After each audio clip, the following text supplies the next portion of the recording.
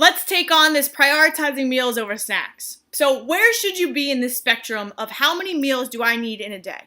Typically for women, I'll say anywhere between 3 to 4 to maybe even 5 meals, depending on how active you are, is a good place to start.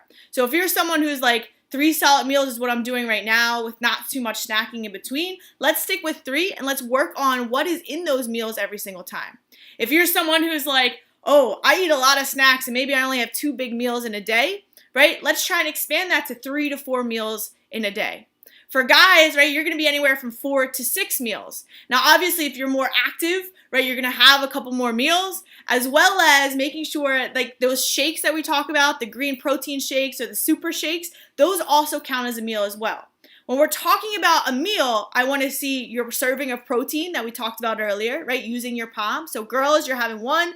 Guys, you're having 2 palm sizes on your plate every single time, as well as your colorful veggies. So we also worked on that as well. So 2 fistfuls of colorful veggies, no matter who you are, what you are, right, you're going to be making sure that that's on your plate as well. Another little thing that you can add in, you can have at least 2 meals with carbohydrates. You're going to use a cupped handful, right, to measure that out on your plate. And then also where you're not having your carbs, you're going to have a thumb size full of fat. Now this one's a little bit harder to kind of eyeball, so do measure that out to about a tablespoon, right, maybe a quarter of an avocado, right, measuring that out so that it's a quarter cup or less, right, in your meal. So when there's carbs there, you're going to keep the fats a little bit lower. When there's fats there, you're going to keep the carbs a little bit lower. So that hopefully should help you figure out, okay, how do I need to structure these meals? I'm also going to put down underneath of here or attach the PN everyday or all the time meals. This is a great visual so that you can see exactly what are these meals supposed to look like? How much? What is an all-time meal or an every-time meal?